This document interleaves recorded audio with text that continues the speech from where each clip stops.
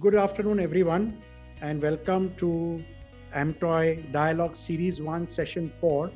How an entrepreneur's ingenuity built India's first global logistics company, Part 2. As I had mentioned previously, it is impossible to conceptualize the life of and encapsulate the life of Shashikiran Shetty in one session. So we decided to have two sessions this time, and therefore this time we'll be focusing more on his business aspects as well as his private life, his passion, his love for art, and many other hobbies of his, and what makes him tick finally. What is the future of the Avashya Group for the next 10 years? Where do you see it going? First of all, Justice, thank you very much for hosting this again. And I must obviously thank AmToy, Shantanu, and the committee for making it such an elaborate one. Justice, I must tell you and thank you for all the patience that you showed in setting this up with a little bit back and forth and giving you certain feedbacks, etc. And you've been very patient and very proactive.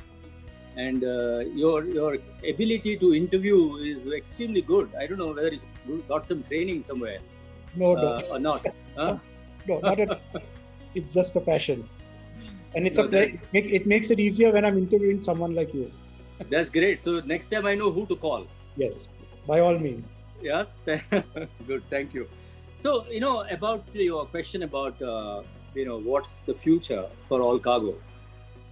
First of all, I need to be very careful. We are a public company, so, I should be not saying what I not told the market or not something which is officially known. But it is a open statement in our public announcements and all the discussions we have with investors and all that is obviously to continue to scale the business where we are involved currently, and EQ is in the global arena.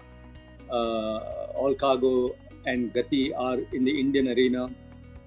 And particularly in Gati, there is so much more to do because that business is quite potential, both in terms of domestic road transportation on express and also air freight. Yeah. Then obviously we have the entire transformation projects which are running. Even all our other businesses. So that itself again will keep us busy for the next couple of years. And lastly, on the personal front, we will, as I said earlier, we'll continue to build A-grade warehouses for the country, which is in reasonable demand. With pandemics, obviously slowed it down, but I think in the long term, a lot of old warehouses will get converted into A-grade warehouses. That needs a lot of investment, and we have a partnership with Blackstone to build those warehouses, and it will be properly funded as long as there is a good location and as long as there is a good customer to sign up. So that's the other big area that we will continue to focus over the next 3 years. After that, I don't know. Let's see. Like what happened with the beginning of my career, we kept doing more, and let's see where it takes us. Shashi, do you think that the current vaccine distribution and logistics, the cold chain, will All Cargo play a very big an active role in it? It's just around the corner.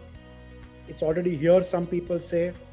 Quite frankly, that is still getting clearer in terms of what is the opportunity, more than business opportunity, how we can serve the Indian people to getting the vaccine, and so that not only the health of the people, also the health of the economy depends a lot on that, right? So we are more looking at it, how we can play an active role to help distribution of these vaccines. But we do not have a big cold chain setup. We do have one, but that setup is, there is again a lot of work to be done there. So I don't know. It is a little figure out, and we have put our team together to evaluate. What are the opportunities? How do we coordinate between the central and the state government?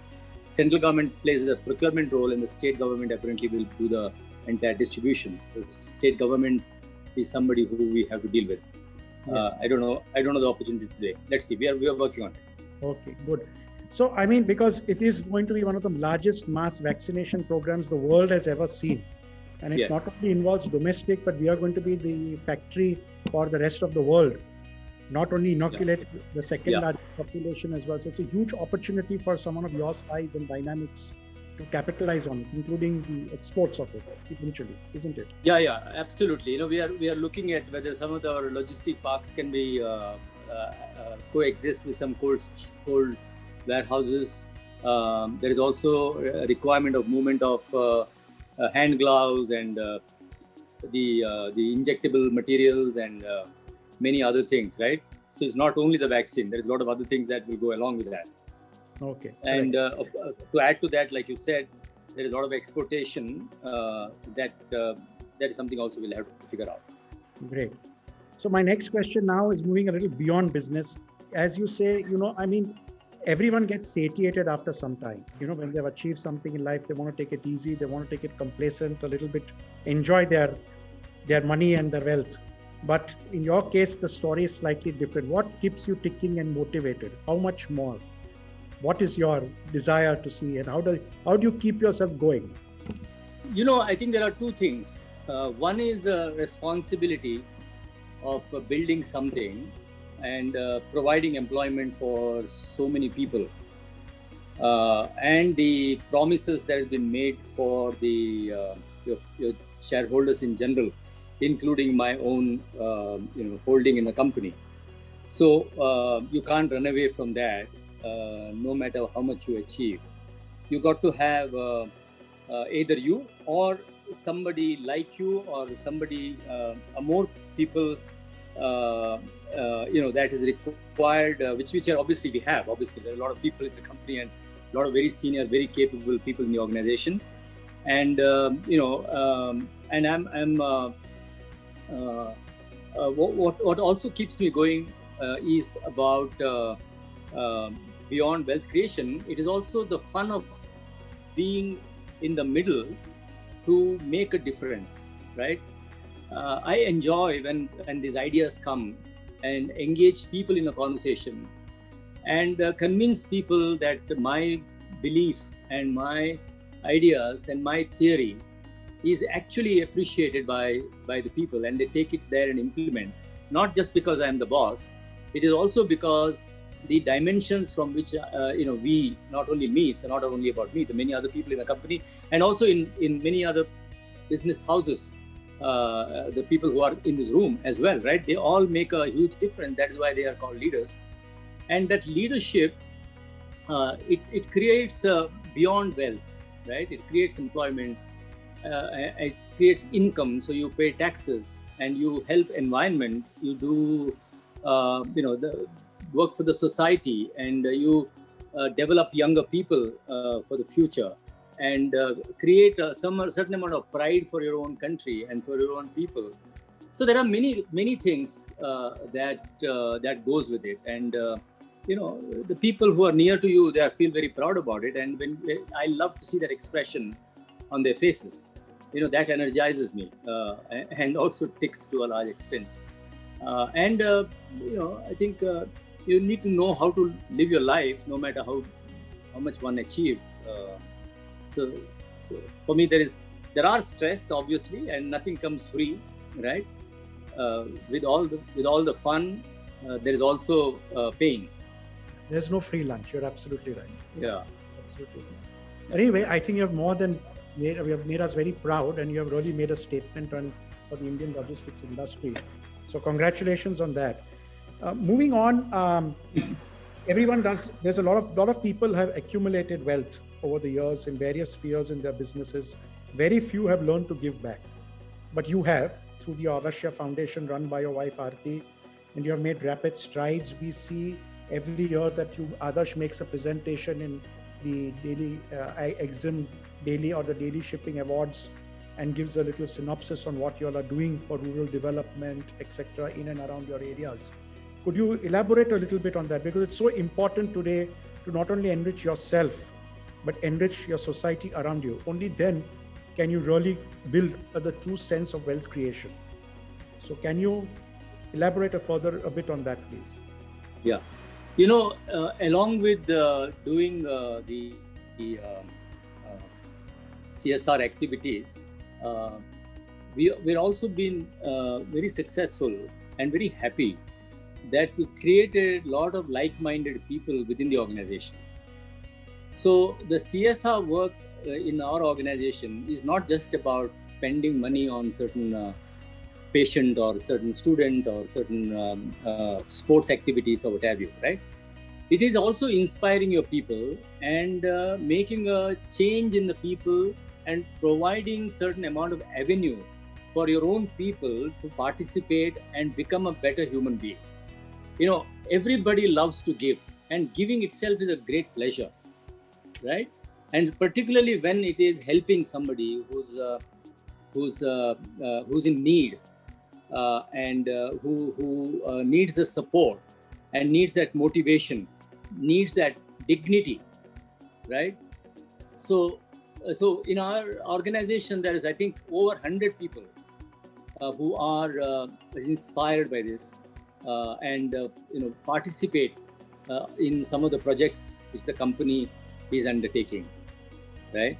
So that's something I'm very, very proud about, and I hope that number will keep rising in the future. The other part with the kind of work that we do, which I again something I really emphasize on this, is that creates a tremendous amount of employee loyalty and connectivity to the organization, because people feel that this is an organization with the heart. Okay, we are not here only for profit. We are not here for exploitation of the nature. We are here with the purpose. And what is the purpose? The purpose is the business should move beyond profit.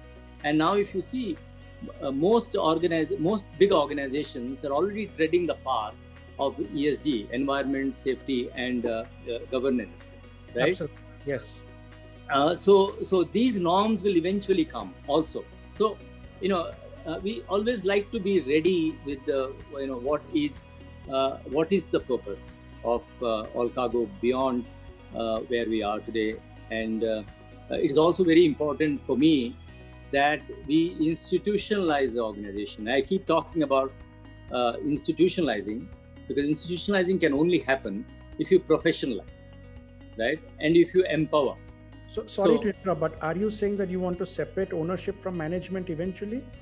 Is that what it is to a large extent already there today? Otherwise, we couldn't run a company like this, right? So if you look at our global business, of course, I'm involved. I'm the chairman. I hold regular meetings. I'm driving the budgeting process and change management, transformation, etc. But it is all executed by the people, right? So tomorrow I decide to retire, others or somebody professional will take over, or maybe my son eventually will take over. I don't know. But the fact of the matter is, it has to be driven by somebody who's capable, who's passionate, and who has got the vision and the drive to run corporations, right? So institutionalization for me is professionalization to begin with, and then have the right set of culture. The culture is very important. No matter how good your organization is, if your culture is not good, the culture takes your strategy for breakfast, right? Very true. So nothing will work. It is like a cancer, right? The cancer will eat you up and finish you off. So that's the need of a culture in the organization. So that's why we have the vision, mission, and values to keep the organization and the people together. And this is run by your wife Aarti, right? She's the one who's doing a lot of work. Absolutely. She's got quite a bit of a time of hers goes into that managing. We have a team of about 5 people, and the projects run across India. The projects are about supporting young children on education. It is on health areas. It is on environment. I'm sure all of you must have heard that we pledged to plant 1 million trees, fruit-bearing trees, so that there's a double benefit of the farmers getting the fruit and also the tree helps the environment. So, and then we have built houses for some of the Adivasis. We have sponsored many of the heart surgeries There are many things. Women empowerment. You did a cleanup also at Juhu Beach, I recall. The Juhu Beach, yeah, that was the point I wanted to make, but it slipped my mind. So with this, participation of our people in CSR work, the beach cleaning is one of those initiatives came out of the CSR work. What they can do. Novel this thing, because we really need to clean up our beaches. We are in dire need of. Yeah. Good. So moving on, Shashi, we just before the session started, we had a little parley with Tushar Bhai about physical well-being and how important it is. Because if you're physically fit, you're as physically fit as your company. But right now, if you are physically fit, your company is physically fit as well, in a way, because you are the driving force, the leaders. So how do you? Physical well-being and mental well-being are both very important. You have also received setbacks. Last time we said we dwelled on it, and then you move on. You take it on the chin, you forget it, and you move on and don't dwell on the past. Both have to go hand in hand. And many a times you've seen people in our industry, because of the stress levels, lose their way. So how have you managed both these aspects of your life so well? Yeah, I think first of all, I must thank my parents, my lineage, for giving me a physique where all of my brother, my sisters, we don't easily put on weight. So that's point number one, right? It's something to do with the gene. You're truly blessed. Yeah, truly blessed. I can tell you, touch wood, yeah. And the second part is, I think it is very important also in life, how you use the term insecurity positively or negatively. Some people use it negatively and do all kinds of wrong things. But if you use it positively, it can make wonders. Right, in my case, both in business and also in my health and mental state of mind, I know that I'm not somebody who can take illness lightly, because my body just goes to sleep. And when the body goes to sleep, obviously, then you're completely disoriented, right? So I always fear about what potentially can go wrong, and I try to take all the safeguards to the best extent I can, right? So number one, to begin with, of course, is not to put on too much of weight. Secondly, is about having the right muscle in your body, the right amount of nutrition to your system, and right amount of grandmother's recommendations, right? Those are the best. So I have this three things that keeps me in balance. One. And second, I'm from a very young age, I'm also blessed with being a person outdoor. I love sports. I like to play sports. And I'm just saying this all only because of the knowledge for other people. And, I also try to, take a break from my work over a weekend. I watch a lot of movies. I go out on holidays. My golf is my real stress buster. How do you find the time? It's the longest game. I tried to do it. I said, I just don't have the time. 4 hours, 5 hours game. How do you manage that with all your schedule? It's intriguing me. No. Yeah, it's 4-5 hours game if you play on a Saturday or a Sunday with 4 people, because there is a lot of waiting, and 4 people means that much time, right? But what I do is I play with either 1 or 2 people. And I play early morning, and there is very little waiting time, and I finish the game in 2 hours, and then I have my breakfast, change there, and come to work straight away. So that is the time normally which is dedicated for my either gym activity or a walk or a little bit of relaxation or whatever. So that time is used for golf. That's all. And I rarely play over the weekend. Because I don't have the time, and also it's too much of sun in Mumbai. Yeah. If I go out, then it is different. If I'm on holiday, then of course I play 3-4 hours with other people. So yeah. Good. And it's a mind game, right? It helps you gauge your opponent. It helps you in business as well. That's what I'm told, that golf is a great. Yeah. It is a real test of your memory, because it's all about remembering the swing, how you swing the club, and how you balance your strength and your body balance, right? So, and you have no chance of thinking about anything else. Even if a phone rings or a bird, makes a noise, your game, your shot is gone. It's like that. It needs tremendous amount of confidence. I'm sorry, concentration. Concentration. I know. Yeah. But so you and confidence too. That you can do it. Yeah. So you are a big in golf and moving to the next thing is that you're a big follower of Sadhguru Isha. I am also. We have something in common there. Right. You have played golf with him. I want to ask you who won that game first, but anyway, that's it. If you want to answer that. And secondly, how was it with him? He's such a learned man. He's one of the greatest thinkers, I think, of our century. Yes. The books are fantastic. And he teaches exactly what you just said a few minutes back on mental and physical well-being, meditation, and being one with nature and being one with oneself, etc. So how has that gone? How has that helped you in your... It's actually, I have not spent too much of time with him. I played golf with him, of course, 3-4 times. The privilege for me was to sponsor the Isha's golf event, which got started with our sponsorship, right? And we signed up for 3 years, and that 3 year got completed. And obviously, during the tournament, he's also a golfer. So he plays with each hole. He plays with one group. So you don't get much time to interact. But of course, after the game, I get to spend some time with him just to chit chat.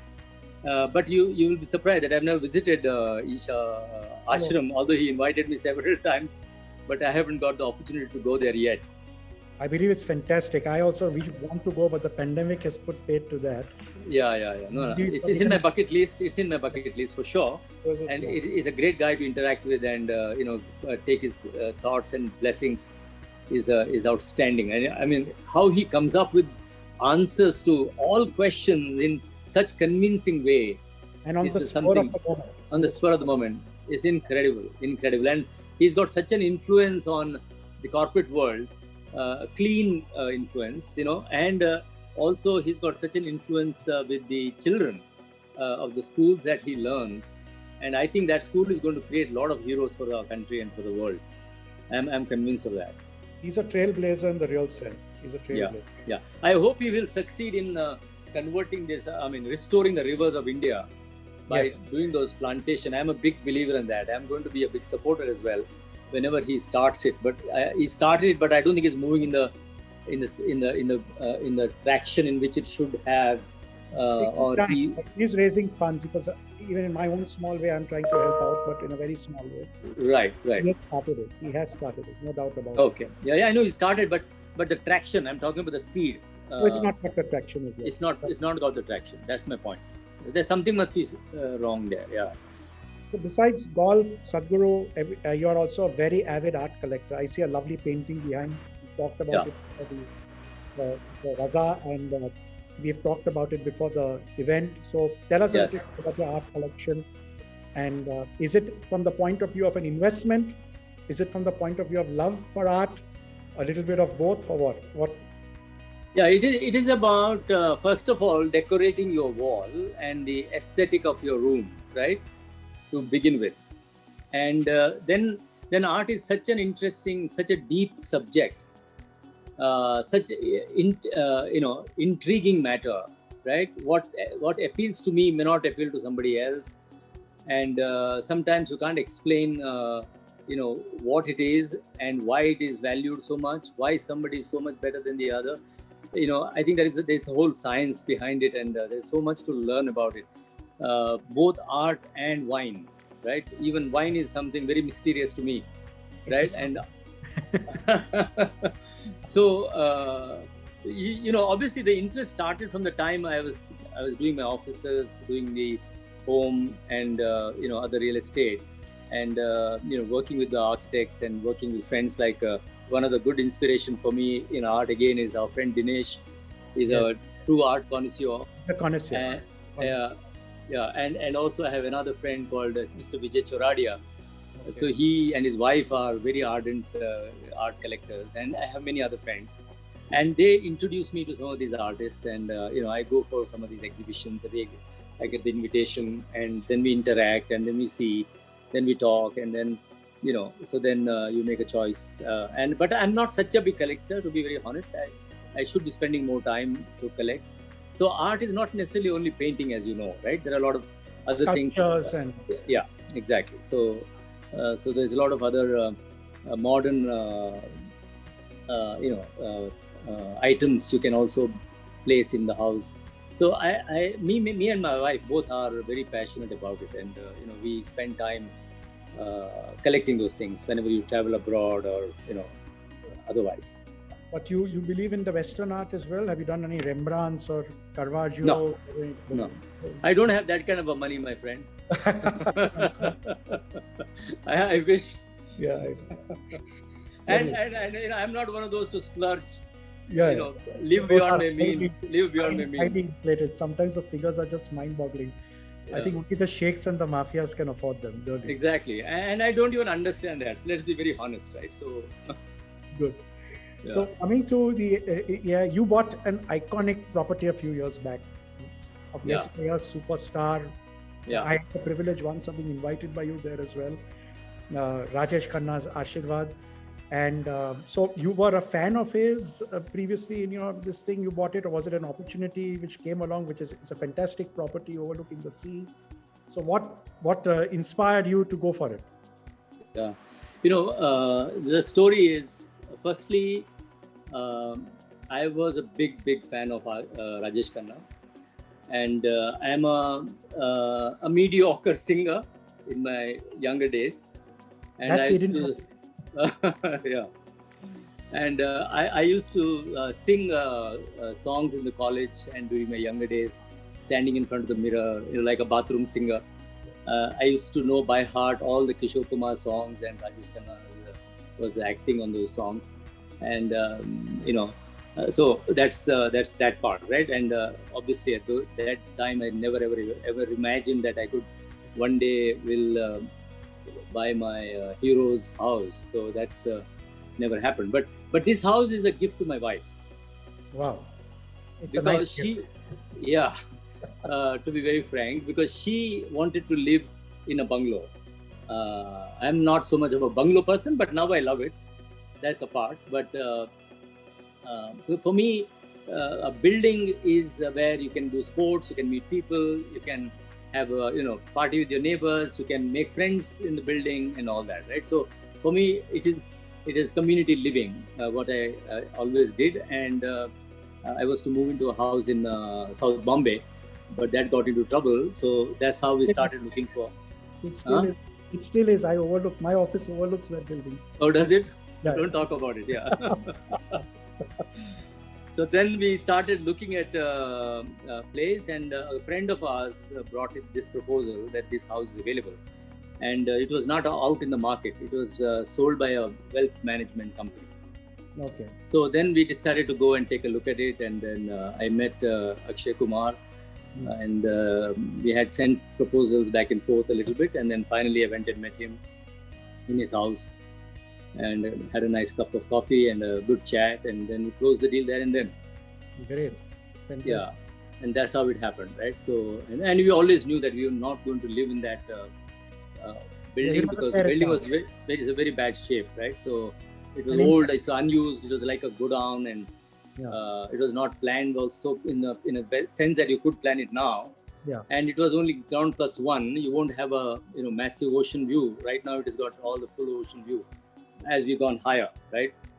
So it made all the sense to break it and redo it. Yeah. So did you ever, I have to say it's a little filmy, but did you ever, while going past it in your young days, ever think and look at it and imagine that one day you will own this place? Never imagined that I would own it, but obviously my eyes were always on that, because it's Rajesh Khanna's house, and I used to walk in Carter Road, jog in Carter Road, because I used to stay in Pali Hill.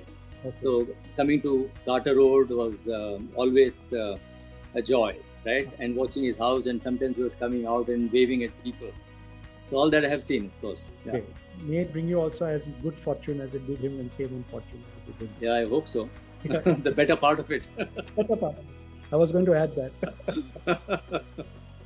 So my last question before we move on to the question and answer session, open Q&A, is that and everyone would be anxious to know this, who is your role model? Who do you get inspired by, and why? I'll tell you, this might take a little longer for me because I don't have one particular person. I want to name some of them to make a point. Okay, the why they are my inspiration.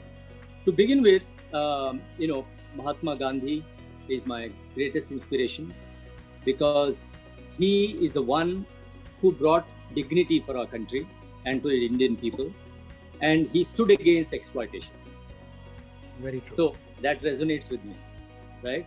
Second, I have a great admiration for Prime Minister Narendra Modi because of his love for the nation, his selflessness, and his dedication, and to take some bold, courageous, radical steps, which people have not taken. Many people may not like him, but I admire him for that. Yeah, no one can fault his work ethic either.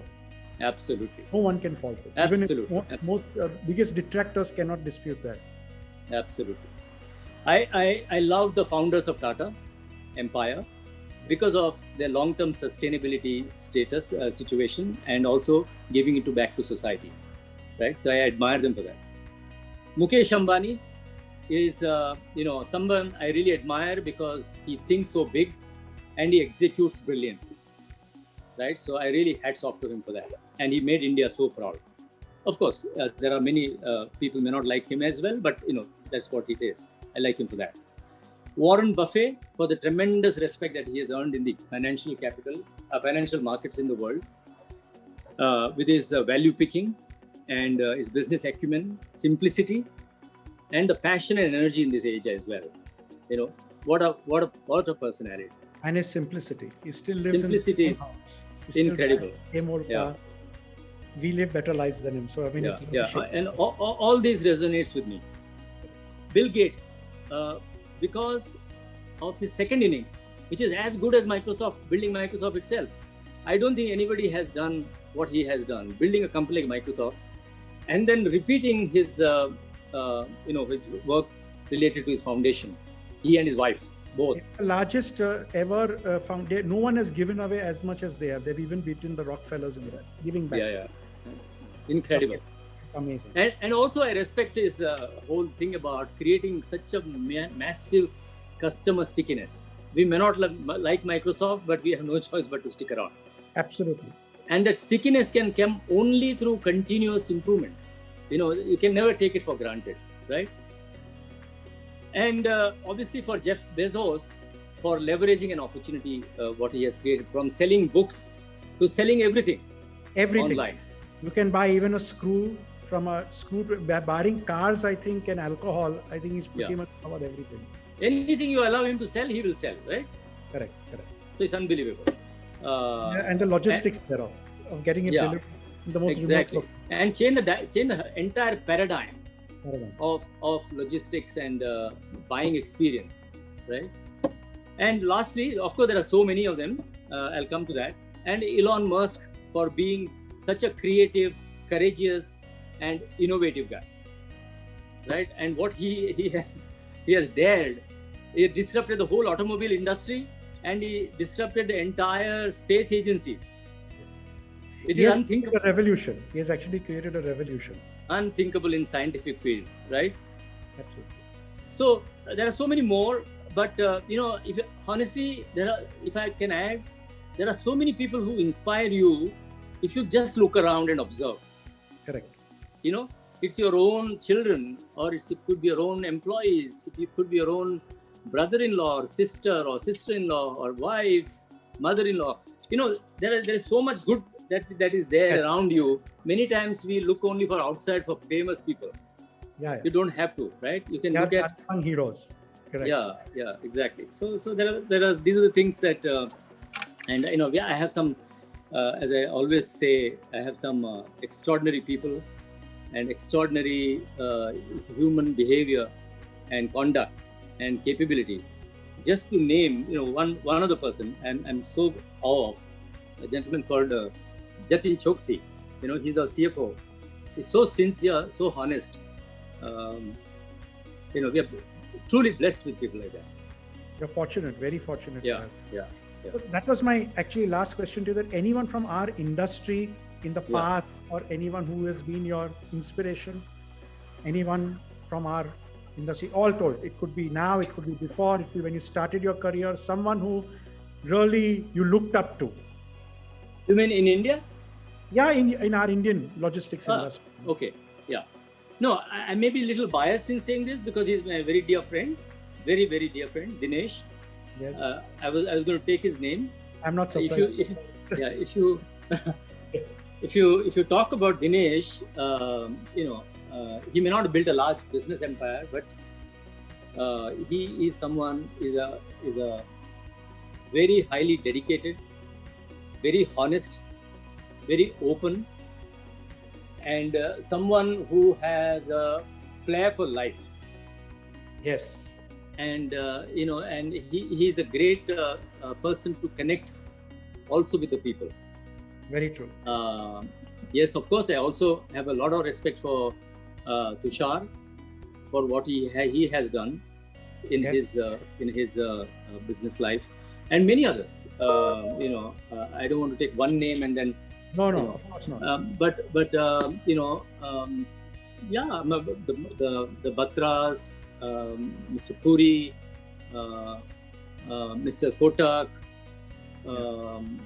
all these people have really inspired me, and they were my role models in the industry. They have been legends of our industry, and you have joined the August Gallery and Company as well. Apps. Yeah. So now we throw open. We have one question. Thank you, Shashi. Very inspiring to see the other side of you. And Thank you. And we have one question from Anjali Bide, our honorary secretary, that in your opinion, should all companies address climate change and factor in climate change into their business models? What is All Cargo doing to reduce the carbon footprint? I think this is very important in today's day and age, especially after this pandemic. We have learned how much we have taken Mother Earth for granted, Yeah. So, this is a little bit of a gyan, but one thing we all know, but I'm not a vegetarian, I must say, but I'm not a radical non-vegetarian as well, right? But like many Parsis are. Yes. Right? It's our religion to be vegetarian. So I eat very little non-veg, but my appeal to mankind is not to be heavy into non-vegetarian, because that consumes a lot of carbon, because they consume so much of things for their livelihood. They drink so much of water, and we breed them. You see, naturally, if they are there, it's okay. But we breed them and kill them, and then. So that's one appeal I have, and I'm very happy that this whole technology, renewable technology, wind, solar, and battery, I think that will radically change the world. So if you see, America has said that by 2050 there will be zero emission. China now declared that they will be they will achieve that by 2060. And India has gone big way into solar and wind. I'm sure there is, we know about the plan that India also wants to support electrical vehicles. And there are technologies which are around the corner in terms of storing energy, which is the biggest challenge why electricity technology is not able to scale up, because how would you store energy, right? What is being produced? Even solar cannot store. They have to be given to the grid. And if there is a technology which is out soon, I think that will also change big time in generating the electricity. And anyway, this is also becoming cheaper and cheaper to generate electricity, particularly the solar on the rooftops, and solar farms are already very, very popular. Yes. So I think, and obviously, the unfortunate part is there is so much of fire happening in the forest around the world. I don't know what's the solution to that. That is leading to more emission, and that emission leading to more, ozone layer becoming more and more weaker. So I don't know what's the solution to that. I hope there will be something coming out for that as well. So there is a hope, there is a chance that the climate change will improve for the better in the coming years.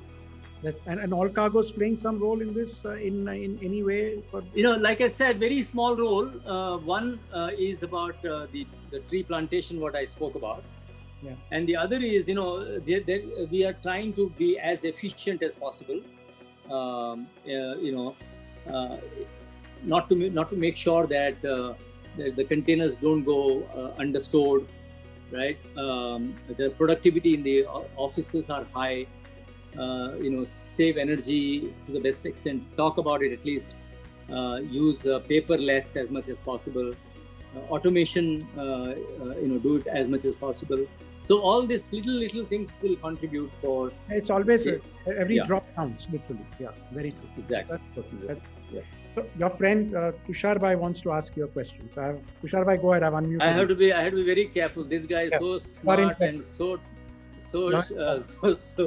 clever. I don't know how he's going to bowl me. Don't bowl me out. I can't say no to him. So no. Go ahead. Shashi, thank you very much. I have to learn a lot from you. I mean, it's the other way around that you said. Mutual, but thank you for your humility. In our industry, and you have made such a remarkable position for yourself and your company, which we all very proud, and we all want to, use word imitate you. We can't reach that level, so at least say imitate you, right? Now, if you look at the size of the industry and your company and a couple of other companies, do not qualify even 0.5% of the total market share of the size of the industry. And we have thousands of people, in this industry. What mantra or what should you do as a leader to bring 10 such, at least 10? We can count 5 houses, 6 houses maximum, reach to the level or closer to your level where they reach. The others still have to go a long way, right? What you think as a leader of industry you would do, along with suppose all of us would support you, is to make this number 200 at least in the industry. So we have this onslaught of multinational coming in, taking away the positions, and you have shown exactly the way, other way around, you've gone on their turf and taken away their part of the slide. And I think that makes me very proud what you've done.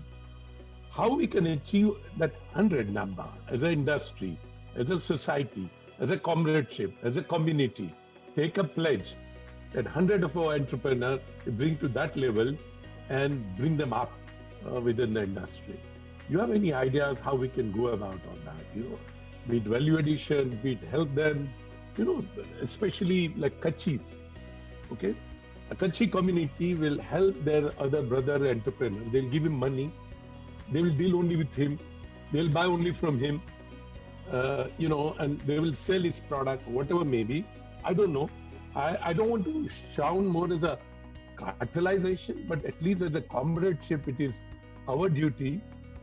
If the industry has made us, how we can give it back. And I thought your ideas on this, and I'm sure all of us would be very happy to do something under your leadership, where you take a leadership and we come and follow you and make that dream achieve, creating 100 big entrepreneurs. Yeah, a very good question. Very, very, very interesting question, Tushar. I think, this is truly something related to, our place, which created all the recognition for us, and it's for us to really do something for the industry, which I am always, very obligated, so to say, in my mind that I should do, right? And I don't waste an opportunity when it presents itself. The answer is quite visible. The answer is, how did the Western companies, UPS or FedEx or Kuehne Nagel, DHL, or all these guys, their example is in front of us. How they built it, right? I think the most important one, the way I see it is, they started at a time when Europe was booming, right, in manufacturing. And Europe was a place for exporting commodities to merchandise and commodities to different parts of the world. And globally, as you know, at that time, logistics was a huge challenge, right? Cargo was moving break bulk, there was shortage, there was misrouted cargo, there is no information about goods. So they needed trusted partners in Europe when their customers are selling cargo to the other part of the world, right? So they wanted the same people to go and give them some kind of visibility and similar surveys and understand the language and all that kind of thing. This is like you go to a law firm, then you take the same law firm. You go to or accounting firm, you take the same accounting firm to the other part of the world when you expand, right? So in my mind, I think it was something similar. And to add to this, the most important thing to my mind, one is that. The other most important thing to me is that the high level of, what is the right word? For a lack of better word, very open, transparent, highly committed, trust factor is relatively high. I'm possibly not talking about today, I'm talking about more those days. They filled that gap which was there in those days for a manufacturer, right? And then came the entire revolution on supply chain modeling. Supply chain is able to bring their whole cost down. So they changed the organizations to provide that kind of a end-to-end value-added supply chain to help the customers to reduce their inventory levels, making sure that the cargo reaches in time in a more safer condition and all that. So they continuously adopted for the customer requirement on an ongoing basis. They followed the right kind of a governance, and they reinvested the money, right? They took those bold decisions, either investing themselves, they capitalized also, and they also plowed back the profit they made into the business to build state-of-the-art facilities, state-of-the-art computer systems, and employed people who are very capable. They brought in professionalism, financial professionalism, human resource management, or technology management, etc., and then scale the business up. And once you build that kind of an organization, then that moves in that way. Then to change the organization becomes you need to do some serious damage. Only then you can go off track. If you're on top of it, then I think they largely go on that basis. So India is in a stage where probably it is repeating itself what happened in Europe and America and in China in the next few years. So I think firstly the Indian entrepreneurs need to start thinking, in our industry I'm talking about, need to think big. And our business is international, right? How much you can grow in India? It's difficult, right? So you, as an international business, if you don't go to international market, your growth will always be limited. So to go to international market, that's obviously the risk is higher. Yeah, your cultural adjustment has to be different. Your appetite has to be different. Your learning has to be much faster. You have to invest in something where you don't see returns immediately, right? So there are many such things that you have to adopt to. And I think all this can come through continuous learning, taking inspiration, looking around us, and adopting it. Now we are at a stage where now the corona is disrupting, and earlier we were talking about digitalization disrupting our industry, right? So if we don't have a scale and competence, how is our industry going to survive? It's going to be very difficult, right? The multinationals have it all, right? And in technology business, the winner takes it all. So if our entrepreneurship doesn't become relevant, there could be challenges. And one way to do it is, do a partnership model like accounting firms or a law firms, or and bring in professionals, and you run the company through a board. I don't know how in our culture it will work, because ours is all more. We want to touch and feel everything, right? So it's very difficult to let go, and there is so much of unfortunately in our country still there is a long way to go in terms of the cleaning up of our governance and issues related to ethical practices and all that is still a big challenge. And in a scenario like that, how would you build a scale is a big question also in my mind. And we've been successful. Being successful, yes. Somebody else can do it, definitely. And if anybody wants to do it, can I help? Yes, in whatever way I can. That's interesting. That's one of the reasons I'm very, very delighted that I've been appointed to the chairmanship of NITI. I'm telling you, in this last 45 days, you will not believe the impact I was able to make. Where now the whole, I'm already started looking at it like an organization, right? I'm in direct contact with the director. Although they said yesterday, I was talking to alumni, who's a very successful alumni of NITI. And he is somebody who continuously wants to contribute and do something, and he was always wanting to get involved, and he did get involved, but he was not encouraged so much because their alumni network is not managed well. He tells me that there was one very interesting topic he brought in called, it's about quiz, okay, that he conducted for the Aditya Birla Group. They did an offsite, and NITI was partnering there. And he designed a quiz, and apparently everybody loved it. So he wanted to do that with students in the campus. And the campus said, yes, you can do it, but I'm sorry, we don't have the hall.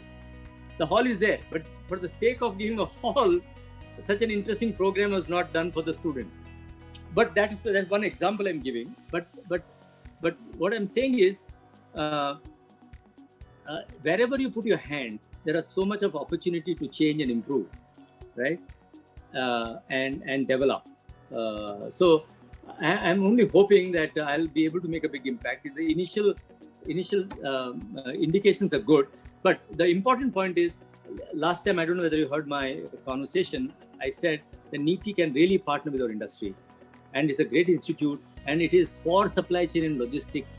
They want to create a center for excellence. There is a lot of new, fresh blood we can bring into our industry, who are industrial engineers, who are doing their post-graduation. There are PhDs, there are deans, who I can bring into the industry to help in whatever way, we seek the benefit out from that. It's fantastic. Yeah, the long Shashi, answer to a short question. Shashi, Yeah. No, Shashi, I just want to leave idea with you and to the whole audience here. Shashi, take a lead. Let's build 5,000 crore logistic fund. Right. Okay, let's raise money from the market, run this fund where we have expertise to the medium-sized company to go higher. We invest in their company. Somewhere we consolidate, somewhere we bring them together, take them ahead and bring them ahead. And of course, the fund will make money. And all we can invest money. 15,000 forwarder, each one invests, say about 20 lakhs. I've got 3,000 crore anywhere. Right? Yeah. Maybe whatever the money we can raise. And this is sunrise industry. In COVID, the only business which has worked, which is freight. Today, the road companies are making money. They've come back to the pre-COVID, they've increased, right? You look at shipping line are making money because, they've come back. The airline surviving on cargo today, right? The port are doing very well. So we have seen the freight business is a sunrise industry. Yeah. Let's raise money, 5,000 crore maybe, as a logistic fund. We bring expertise from NITI, from our industry, create that, skill pool, give those people to make their company better, bring governance, bring new ideas, and bring this company. And let's take 100 companies to the market, to the stock market, right? So fund make money, all these guys make money, all of us will make money, and suddenly industry will grow.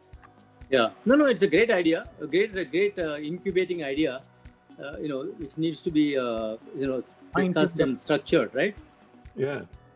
And So find someone who's a great investor, who can also reach out to the investor, the people who are in the industry to convince them to, contribute to the fund. Obviously, it's a commercial basis. They're going to get a return on it, right? So, absolutely. Exactly. It's not free. It's a business proposition. Absolutely. But I am asking you to take a lead. Yeah. I'm requesting on behalf of all of us, taking that my president would say more. I'm requesting to take the lead. Let's set up a fund. And you have nut bolts available with you now. Yeah. No, I can be an anchor fund, no problem. But we need more thoughts on this, and I'm leaving it on your table. Yeah, I'm leaving it on your table. Sure. Think about it. Let's few first get together. Yeah, and then let's target 100 companies to make it bigger. Thank you, Shashi, very much once again for a fantastic session. Very, in fact, even more invigorating and better than the last, if I may say so. I would request our President, Mr. Shantanu Bhatgamkar, to say a few words. Thanks, Shashi. In fact, I had few questions, but we have overshot, and we could go on and on. Maybe I will just ask one question. If there is one opportunity which you feel you missed and you will like to take, can you share, or you are still looking for that opportunity? You're saying one opportunity that I probably would have missed. Yeah, and would like to have it now, or you will like to have your son to take over, like.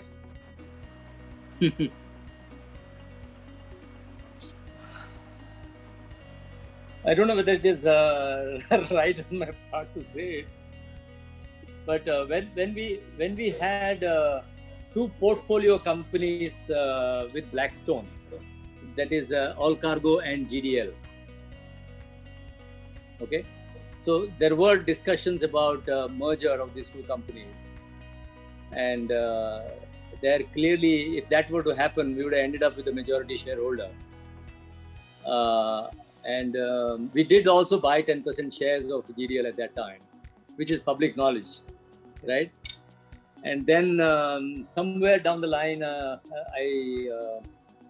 didn't really take it that serious.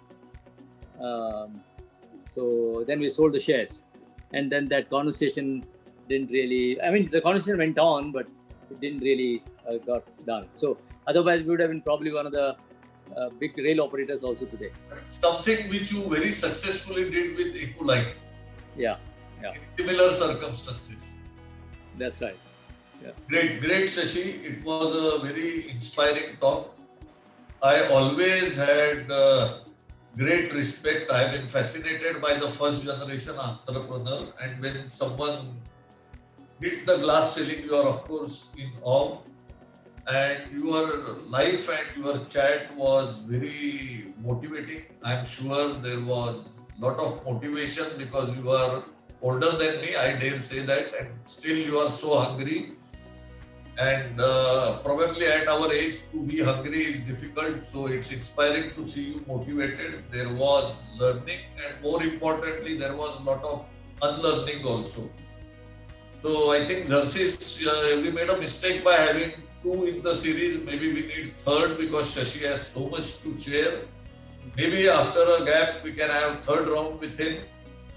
And one important thing you share, I would like to conclude with that remark, is there is so much greatness around us and we often miss that.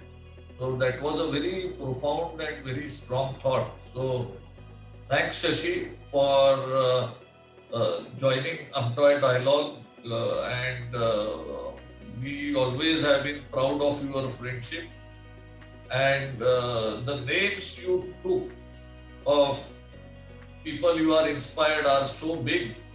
I'm sure you are still hungry and you are still going to grow, and what I said, hitting the glass ceiling, maybe perhaps too early, maybe you have many more achievements and many more things to follow, and something which will make us, all of us, proud. Thanks, Shashi, and a round of applause by using the gestures and reactions over here. Thanks, and thank you. Thank you, Shashi. Thank you very much.